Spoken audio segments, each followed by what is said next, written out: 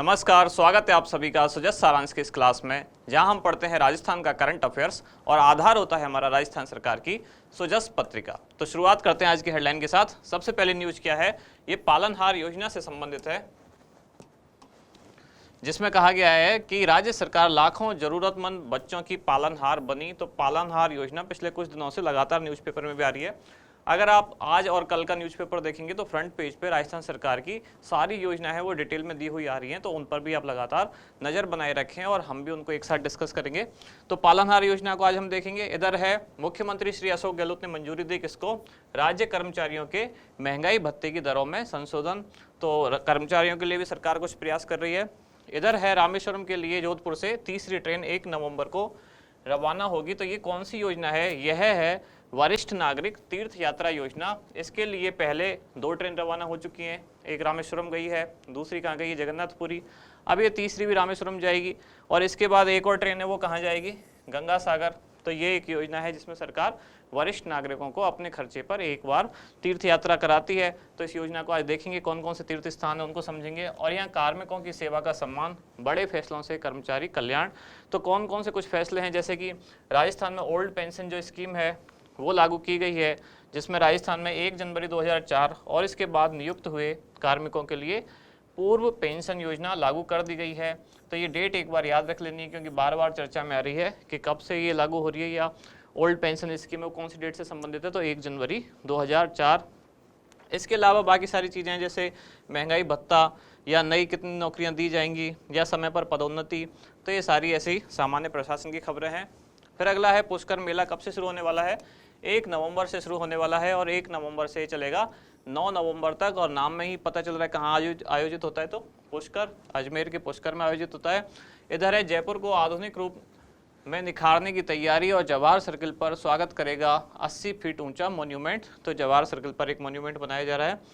इधर है कि बजरी खनन के 16 पट्टे जारी, अब उत्पादन क्षमता 60 मिलियन टन होगी। और राज्यपाल ने भगवान महावीर निर्वाण उत्सव अहिंसा रथ यात्रा का शुभारंभ किया। आगे चलते हैं अगले पेज पर। कलेक्टर माह में एक बार इंदिरा रसोई का खाना चखेंगे, तो इंदिरा रसोई योजना। और इधर दूसरी है इंदिरा गांधी शहरी रोजगार गारंटी योजना। दोनों योजनाएं लगातार चर्चा में है, ये बहुत ज़्यादा चर्चा में है। इसके 4-5 पॉइंट्स यहाँ भी दिए हुए हैं। जैसे योजना का लाभ पाने के लिए शहरी क्षेत्र का नागरिक होना अनिवार्य है। प्रदेश के शहरी निकायों में 100 दिन रोजगार की गारंटी। 18 से 60 वर्ष की आयु के सदस्य होंगे पात्र और जन आधार कार्ड एवं ई मित्र से कर सकेंगे आवेदन। तो सरकार के जो विज्ञापन आते हैं समाचार पत्रों में या सुजस मैगजीन में, उनको भी आप एक बार मोटी मोटी जो बातें हैं उन पर नज़र मारते रहें, कई बार उनसे ही डायरेक्ट क्वेश्चन पूछे जाते हैं। आप देखते हैं हमारा इंडेक्स क्या है, कौन कौन सी न्यूज़ है जो आज हम डिस्कस करेंगे। तो आज 4 मेन बड़ी बड़ी योजनाएं हैं। पहली है पालनहार योजना, दूसरी है वरिष्ठ नागरिक तीर्थ यात्रा योजना, तीसरी है इंदिरा रसोई योजना और चौथी जो इसी साल लॉन्च की गई है वो है इंदिरा गांधी शहरी रोजगार गारंटी योजना। सरकार लगातार और सबसे ज़्यादा इसका प्रचार कर रही है। आप देखते हैं, शुरुआत करते हैं। पहली योजना कौन सी है, पालनहार योजना। पालनहार योजना को पहले भी एक बार हम बहुत डिटेल में डिस्कस कर चुके हैं, लेकिन उस स्लाइड में हमने इसकी डेट नहीं बताई थी। उसका रीज़न भी ये था कि बहुत पुरानी योजना है। फिर भी कुछ लोगों ने कमेंट किया कि कब से शुरू हुई है। इसकी डेट में भी एक्चुअली कई सारी डेट हैं। कारण क्या है कि जब ये शुरू हुई थी तो 8 फरवरी 2005 से शुरू हुई थी।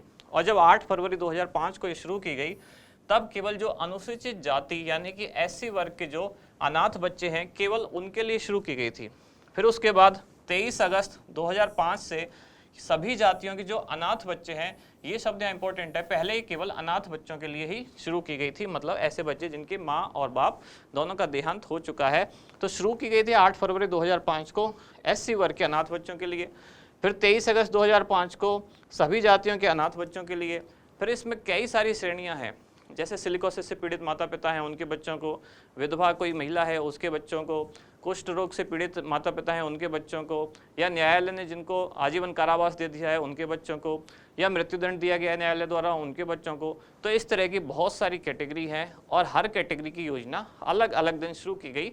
इसलिए पिछले स्लाइड में हम इसकी डेट नहीं लिखी थी, लेकिन फिर भी अगर माना ही जाए किस दिन शुरू हुई तो वो 8 फरवरी 2005। बहुत पुरानी योजना है, इसलिए डेट पूछने की संभावना कम बनती है, लेकिन फिर भी आपके लिए याद आपको रखना है। फिर है संबंधित विभाग, कौन सा विभाग ये चलाता है, तो सामाजिक न्याय एवं अधिकारिता विभाग राजस्थान सरकार का, वो इस योजना का आयोजन कर रहा है। पहले इसका विभाग भी कौन सा था? पहले बाल अधिकारिता विभाग था, जिसको बाद में 2015 में हस्तांतरित करके सामाजिक न्याय एवं अधिकारिता विभाग को योजना सौंप दी गई। उद्देश्य क्या क्या है?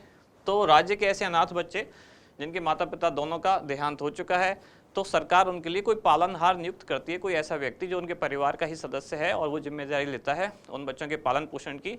तो सरकार के द्वारा उन बच्चों को आर्थिक सहायता उपलब्ध कराई जाती है, वही इसका उद्देश्य है। यहाँ डिटेल में वही चीज़ें लिखी हुई हैं, जैसे कि राज्य के ऐसे अनाथ एवं देखरेख और संरक्षण के परिभाषित श्रेणियों में आने वाले बालक बालिकाओं को परिवार के अंदर ही, ये खास बात है, परिवार के अंदर ही समुचित देखरेख, संरक्षण एवं शिक्षा सुनिश्चित करने के लिए सरकार की ओर से आर्थिक सहायता प्रदान किए जाने के प्रावधान को सुनिश्चित करना और ऐसे बालक बालिका एवं पालनहार परिवारों को समय पर पात्रता अनुसार निरंतर आर्थिक सहायता प्रदान कर उनकी देखरेख, संरक्षण एवं शिक्षा को सुनिश्चित करना। कहने का मतलब दो बातें इंपॉर्टेंट हैं, एक तो परिवार के अंदर ही परिवार का ही कोई सदस्य या कोई परिजन, माता पिता के अलावा कोई परिजन, वो और उसको आर्थिक सहायता उसके माध्यम से सरकार देना सुनिश्चित करेगी। आगे देखते हैं पात्रता मतलब कौन कौन सी कैटेगरी है। जैसा कि मैंने डेट जब इसकी बताई तब यही बात कही थी। जैसे अनाथ बालक बालिका हैं, एक कैटेगरी उनकी है। न्यायिक आदेशों के तहत मृत्युदंड या आजीवन कारावास प्राप्त माता पिता हैं तो उनके बच्चे जो है, पेंशन प्राप्त कर रही विधवा माता के जो बच्चे हैं कितने, अधिकतम 3। तो इन सबको अलग अलग कैटेगरी को अलग अलग डेट पर इन्वॉल्व किया गया इस योजना के अंतर्गत। इसलिए इस योजना की कोई एक डेट हम नहीं कह सकते किस दिन प्रारंभ हुई, अलग अलग कैटेगरी को अलग अलग डेट में जोड़ा गया। आगे चलते हैं। जैसे पुनर्विवाहित विधवा माता के बच्चे, HIV एड्स पीड़ित माता पिता के बच्चे, कुष्ठ रोग से पीड़ित माता पिता के बच्चे, नाता जाने वाली माता के बच्चे या विशेष योग्यन माता पिता के बच्चे, ये सारे इस योजना के पात्र हैं। पेंशन प्राप्त कर रही तलाकशुदा या परित्यक्ता महिला के बच्चे, सिलिकोसिस से पीड़ित माता पिता के बच्चे। तो कैटेगरी आपको केवल याद रखनी है, 3 इसमें है जो रोग से पीड़ित हैं। कौन कौन से? कुष्ठ रोग, HIV और सिलिकोसिस, या है न्यायालय द्वारा मृत्युदंड या उनको आजीवन कारावास दिया गया ऐसे बच्चे, या किसी कारणवश जिनके माता पिता का देहांत हो गया ऐसे अनाथ बच्चे। ये इसकी मुख्य कैटेगरी है। खास नोट ये है कि 3 से 6 वर्ष की आयु के बच्चे, उनको इस योजना का लाभ तभी मिलेगा जब वो या तो आंगनवाड़ी केंद्र में पंजीकृत है या कोई प्ले स्कूल वगैरह, मतलब शाला पूर्व जो शिक्षा होती है उसके लिए उन्होंने विद्यालय में जाना उनको अनिवार्य होगा। और 6 से 18 वर्ष तक के आयु वर्ग के जो बच्चे हैं उनको विद्यालय या महाविद्यालय या किसी और तकनीकी शिक्षा संस्थान में जाना अनिवार्य होगा, तभी उनको इस योजना के तहत सहायता मिल पाएगी। अनुदान राशि कितनी है? तो इस अनाथ बच्चों के लिए जो है वो है 1500 रुपये 6 वर्ष तक के, और अगर 6 से 18 वर्ष तक के हैं तो उनको है 2500 रुपये प्रति माह। और ये भी बढ़ाकर किया गया कब? ये जो बजट आया 2022 वाला, 2022-23 वाला, उसमें इस योजना के तहत अनाथ बच्चों के लिए इसको बढ़ाकर इतना किया गया। कल जो राजस्थान करंट अफेयर्स वाली हम क्लास करते हैं उसमें भी ये क्वेश्चन था कि अनाथ बच्चों के लिए इस योजना के तहत अब कितना लाभ दिया जाता है, तो ये बढ़ाकर अब कितना कर दिया गया है। 0 से 6 वर्ष तक के बच्चों के लिए 1500 रुपये और 6 से 18 वर्ष तक के बच्चों के लिए 2500 रुपये। तो पहले कितना था ये? पहले था 500 और 1000। 2022-23 के बजट से पहले कितना था? 0 से 6 वर्ष तक के बच्चों के लिए 500 रुपये और 6 से 18 वर्ष तक के बच्चों के लिए 2500 रुपये। खास बात यह है कि अनाथ बच्चों वाली कैटेगरी में वृद्धि की गई है, और भी कई सारी कैटेगरी हैं। तो शेष जो अन्य कैटेगरी हैं उनमें 0 से 6 वर्ष तक के बच्चों के लिए कितने? 500 रुपये, और 6 से 18 वर्ष तक के बच्चों के लिए कितने हो गए? 1000 रुपये। तो मिनिमम इसमें अगर पूछा जाए सारी कैटेगरी में लाके मिनिमम कितने रुपए दिए जाते हैं, तो मिनिमम दिए जाते हैं 500 रुपये, और मैक्सिमम दिए जाते हैं, कितने दिए जाते हैं? वो है 2500 रुपये। तो ये इसकी रेंज है इस योजना के तहत। मिनिमम दी जाने वाली सहायता 500 और मैक्सिमम दी जाने वाली सहायता क्या है? 2500, सभी कैटेगरी में लाके। इसके अलावा इनको प्रतिवर्ष 2000 रुपये अतिरिक्त दिए जाते हैं। वो किसके लिए दिए जाते हैं? पुस्तकें, स्टेशनरी, वस्त्र या स्कूल की यूनिफॉर्म, टिफिन, बोतल एक्सेट्रा, ऐसी चीज़ें खरीदने के लिए। अब चलते हैं आगे। अगली योजना क्या है?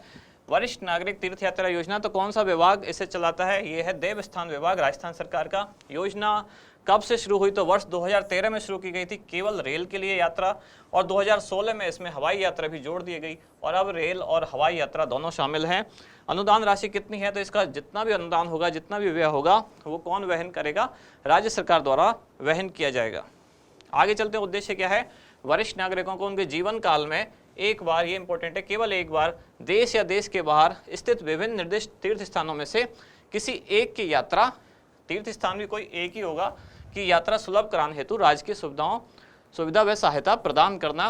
और लाभार्थियों की संख्या कितनी होगी, सीमा कितनी होगी, तो रेल मार्ग द्वारा 18,000 और वायु मार्ग द्वारा 2,000, तो कुल कितने हो गए, कुल हो गए 20,000। मतलब प्रतिवर्ष राज्य सरकार 20,000 वरिष्ठ नागरिकों को यात्रा कराएगी, जिसमें से 18,000 रेल द्वारा और 2,000 वायुयान मार्ग द्वारा। और उनको जो निर्दिष्ट कुछ तीर्थ स्थान हैं उन्हीं पर जीवन में एक बार और एक ही तीर्थ स्थान की यात्रा कराई जाएगी। पात्रता क्या है, राजस्थान का मूल निवासी होना अनिवार्य है और आयु 60 वर्ष से अधिक, आय करदाता ना हो, आवेदक द्वारा पूर्व में इस योजना का लाभ ना उठाया गया हो, जीवन साथी या सहायक के साथ सहायक को साथ ले जाने की अनुमति है। तो ये अन्य जो इसमें पात्रता है डिटेल में वो लिखी हुई है। सहायक को ले जाने की अनुमति या सुविधा तभी प्राप्त होगी जब आवेदक की आयु 70 वर्ष से अधिक है तथा उसने अकेले यात्रा हेतु आवेदन किया है। आवेदक के जीवन साथी की आयु 60 वर्ष से कम होने पर भी आवेदक के साथ यात्रा कर सकेगा। तो ऐसे पॉइंट्स तब पूछे जाते हैं जब क्वेश्चन बहुत ज़्यादा टफ बनाया जाए या डिटेल बनाया जाए। सामान्यतः RS में से पूछा जा सकता है यही पैरामीटर, वरना सामान्यतः केवल सिंपल से पैरामीटर पूछे जाते हैं। योजना कब शुरू हुई, या कितनी आयु वर्ग के लोग हैं जो इसके लिए पात्र हैं, या कौन सा विभाग है जो इसे संचालित करता है, या कितने यात्रियों के लिए इसकी जो सीमा है कितनी है, जैसे 18,000, 20,000, 2,000 ऐसा कुछ, या केवल रेल द्वारा या केवल वायुयान मार्ग द्वारा। लेकिन अगर टफ सेंटेंस बनाना है तो ये सारे पैरामीटर्स भी पूछे जा सकते हैं, जैसे कि आवेदक की आयु जब 70 वर्ष से अधिक होगी और उसने अकेले यात्रा हेतु आवेदन किया होगा तभी सहायक को साथ ले जाने की अनुमति होगी, और आवेदक जो है उसके जीवन साथी की आयु अगर 60 वर्ष से कम है तो वो भी उनके साथ यात्रा कर सकता है। आगे वो कौन कौन से स्थान हैं जिनकी यात्रा कराई जाएगी सरकार द्वारा, तो इस तरह से ये स्थान दिए गए हैं। जैसे रामेश्वरम मदुरई ये एक सेट है, जगन्नाथपुरी दूसरा। तो अभी जो ट्रेन रवाना हुई हमने शुरू में देखा था, तीसरी ट्रेन कहाँ गई है, रामेश्वरम के लिए। इससे पहले एक ट्रेन जा चुकी है जगन्नाथपुरी के लिए, और उससे भी पहले एक ट्रेन और जा चुकी है, कहाँ, वो भी रामेश्वरम के लिए। तीसरा स्थान है तिरुपति, फिर है द्वारकापुरी, और जो चौथी ट्रेन जाने वाली है राजस्थान से 17 नवंबर को जाएगी शायद, वो कहाँ जाने वाली है, वो गंगा सागर कोलकाता जो है वो भी आगे इसमें नाम आएगा। पांचवा स्थान है वैष्णो देवी, छठा है प्रयागराज वाराणसी, सातवां है मथुरा वृंदावन, आठवां है समेत शिखर पावापुरी, नौवां है उज्जैन ओंकारेश्वर, 10वां है गंगा सागर कोलकाता। तो अगली ट्रेन जो चौथी जाने वाली राजस्थान से वो यहाँ जाएगी। फिर है 11वां कामाख्या गुवाहाटी, 12वां है हरिद्वार ऋषिकेश, 13वां स्थान है बिहार शरीफ, 14वां स्थान है वेलंकानी चर्च तमिलनाडु। तो 14 स्थान तो वो हुए जो भारत में स्थित हैं, और 15वां स्थान एक है जो भारत के बाहर है, वो कौन सा है, पशुपतिनाथ मंदिर। ये कहाँ है, काठमांडू नेपाल में, और यही एकमात्र स्थान है जहाँ हवाई जहाज द्वारा यात्रा कराई जाएगी। मतलब दोनों में एक ही स्थान ऐसा है, हवाई जहाज द्वारा भी एक ही स्थान है और भारत के बाहर भी एक ही स्थान है, कौन सा, पशुपतिनाथ काठमांडू नेपाल। बाकी जो ये 14 स्थान है ये भारत में ही स्थित हैं और रेल मार्ग द्वारा इनके तहत यात्रा कराई जाएगी। अब चलते हैं आगे, अगली योजना कौन सी है, इंदिरा रसोई योजना। तो इसको 2-3 बार हम पहले देख चुके हैं। इंदिरा रसोई योजना का ध्येय वाक्य, संकल्प वाक्य क्या है, कोई भी भूखा ना सोए। योजना कब शुरू हुई, तो 20 अगस्त 2020 से, 20 और 20 याद रखना है आपको, 20 अगस्त 2020 से शुरू हुई। प्रदेश के सभी 213 नगर निकायों में 358 इंदिरा रसोइयों की स्थापना के साथ इसका शुभारंभ किया गया, और अब 18 सितंबर 2022 को जोधपुर में और 512, जोधपुर से 512 नई इंदिरा रसोइयों का शुभारंभ किया गया। तो इस तरह कुल कितनी हो गई, 870 हो चुकी हैं। और बजट में घोषणा की गई थी कितनी, 1000। ये राज्य बजट 2022-23 में कितनी घोषणा की गई थी कि 1000 इंदिरा रसोइयाँ पूरे प्रदेश में खोली जाएंगी, जिसमें से 358 शुरू में और अभी 512 और खोल दी गई। तो टोटल संख्या कुल कितनी हो गई, 870। तो अभी भी 130 खोली जानी बाकी हैं, जिनके लिए कौन सी डेट निर्धारित की है सरकार ने, वो है 19 नवंबर 2022। 19 नवंबर क्यों, इस दिन इंदिरा गांधी का जन्मदिन, मतलब इंदिरा गांधी की जयंती होती है। आप देखेंगे राजस्थान सरकार की ज़्यादातर योजनाएं या तो इंदिरा गांधी के नाम पर हैं या राजीव गांधी के नाम पर हैं। तो इन्हीं दोनों की या तो जन्म तिथि से शुरू होती है या पुण्यतिथि से शुरू होती है। ज़्यादातर योजनाएं ऐसी हैं या 19 नवंबर से हैं या राजीव गांधी की जयंती से हैं। तो अगर आप ऐसी कोई डेट में फंस जाएं और आपको समझ में ना आए कि ऑप्शन कौन सा टिक करें, तो अगर आप इन दोनों की इंदिरा गांधी और राजीव गांधी की जयंती जानते हैं, कौन से दिन जन्म हुआ या कौन से दिन देहांत हुआ, इस तरह की चीज़ें अगर आपको याद हैं तो आप उसमें एक रिस्क ले सकते हैं, तब जब आपको एग्जैक्ट डेट बिल्कुल कुछ भी समझ ना आ रही हो और ऑप्शन में कोई ना कोई आपको टिक करना ही है। अब चलते हैं आगे अगले क्वेश्चन की तरफ, अगली स्लाइड की तरफ। ये क्या है, इस योजना की प्रमुख विशेषताएं क्या क्या हैं। तो लाभार्थी को 8 रुपये में शुद्ध भोजन दिया जाएगा और सरकार खुद इसके लिए प्रति थाली 17 रुपये खुद अनुदान देगी। कहने का मतलब व्यक्ति कोई खरीदेगा तो उसको थाली 8 रुपए की पड़ रही है, लेकिन सरकार ने उस थाली में 17 रुपए अपनी भी लागत लगाई है। तो थाली की कुल कीमत वैसे तो 17 और 8 मिला के होती है, लेकिन व्यक्ति को पे कितना करना होगा, 8 रुपए। तो 8 रुपए में शुद्ध और पौष्टिक भोजन मिलेगा। थाली में क्या क्या होगा, 100 ग्राम दाल, 100 ग्राम सब्जी और 250 ग्राम चपाती और साथ में अचार। और इसका जो मेन्यू है या स्थान है वो कौन तय करेगा, वो जिला स्तरीय समिति के माध्यम से तय किया जाएगा। आगे भोजन का समय लंच होगा 8:30 से दोपहर 1 बजे तक और डिनर होगा 5 बजे से 8 बजे तक। बजट कितना है, तो प्रत्येक रसोई हेतु 5 लाख रुपए एक मुश्त दिए जाएंगे और वार्षिक कितने दिए जाएंगे उसको, 3 लाख रुपए। 1 लाख रुपए 5 लाख रुपए एक बार में दिए जाएंगे और फिर 3 लाख रुपए प्रतिवर्ष दिए जाते रहेंगे। अब चलते हैं आगे, नोडल एजेंसी कौन है। नोडल एजेंसी या संबंधित विभाग जो है वो इंपॉर्टेंट होता है हर योजना का। यह नगरीय विकास एवं आवासन स्वायत्त शासन विभाग द्वारा इस योजना का संचालन किया जाएगा। और संचालन कौन करेगा, ये राज्य और जिला स्तरीय जो प्रबंधन एवं मॉनिटरिंग समिति होंगी, मतलब हर राज्य की एक राज्य स्तर पर, हर राज्य की नहीं सॉरी पूरे राज्य में एक ही है क्योंकि राजस्थान में चलाई जा रही है। तो राज्य स्तर पर एक समिति होगी मॉनिटरिंग समिति और हर जिले में एक एक समिति होगी, वो उन सभी की निगरानी करेगी। तो राज्य और जिला स्तरीय जो प्रबंधन एवं मॉनिटरिंग समिति होंगी उनके द्वारा योजना का संचालन किया जाएगा और स्थायी एजेंडा के माध्यम से भोजन की नियमित समीक्षा की जाएगी। अगली योजना है इंदिरा गांधी शहरी रोजगार गारंटी योजना। तो ये नई योजना है, बहुत पॉपुलर है। इसी बजट में घोषणा की गई थी। बजट 2022-23 में प्रारंभ कब से हुआ, 9 सितंबर 2022 से। कल जो राजस्थान करंट वाली क्लास थी उसमें भी शायद ये वाली योजना हमने डिस्कस की थी और यहाँ मैं इसे डिटेल में बता रहा हूँ। वहाँ वो ऑब्जेक्टिव टाइप ऑफ क्वेश्चन की क्लासेज होती है और यहाँ हम थ्योरेटिकल पढ़ते हैं। तो खानिया की बावड़ी जयपुर से इसकी शुरुआत हुई। इसको इसलिए कहा जाता है क्योंकि खानिया की बावड़ी जयपुर से मुख्यमंत्री ने श्रमदान द्वारा योजना की एक तरह से औपचारिक शुरुआत की। वैसे योजना की शुरुआत वर्चुअली की गई पूरे राजस्थान में एक साथ, लेकिन मुख्यमंत्री ने कहाँ श्रमदान किया, खानिया की बावड़ी में। इसलिए मान सकते हैं कि खानिया की बावड़ी से योजना का शुभारंभ हुआ 9 सितंबर 2022 को।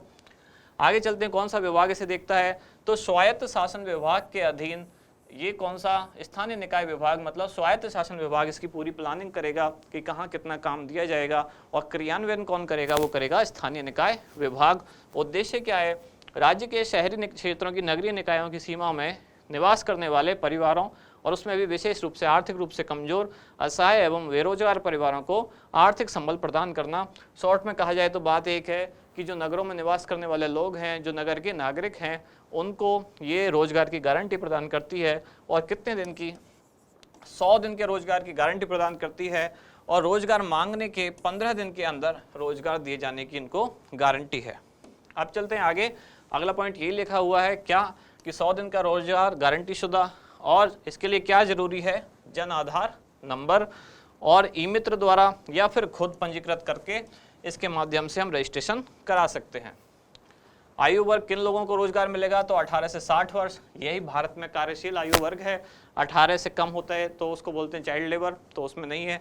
60 से ज़्यादा फिर सीनियर सिटीजन। तो कार्यशील आयु कितनी है जनसंख्या की, वो 18 से 60 वर्ष ही है। तो इसी आयु के लोगों को रोजगार दिया जाएगा और मांगने पर 15 दिन में काम मिलेगा। कार्यों के लिए भुगतान कैसे किया जाएगा, तो जन आधार से लिंक बैंक अकाउंट में 15 दिन में भुगतान किया जाएगा। और इसमें एक खास बात यह है कि जो आवेदन करता है वो नगर निकाय के क्षेत्र की सीमा के किसी भी वार्ड में उसको उपलब्ध रोजगार कराया जा सकता है। कहने का मतलब अगर कोई वार्ड नंबर 1 में रहता है तो जरूरी नहीं है उसको रोजगार वार्ड नंबर 1 में दिया जाए, उसको रोजगार पूरे शहर के किसी भी वार्ड में उपलब्ध कराया जा सकता है। योजना में सामान्य कार्य हेतु, ये दोनों पॉइंट स्पेशल हैं, ये पूछे जा सकते हैं। कल जो राजस्थान करंट वाली क्लास थी उसमें भी ये क्वेश्चन में मैंने बताया था कि इस योजना में सामान्य कार्य हेतु सामग्री एवं श्रम एवं सामग्री का लागत कितना है, तो वो है 75:25। और जबकि तकनीकी कार्य हेतु श्रम एवं सामग्री का अनुपात कितना है, तो 25:75।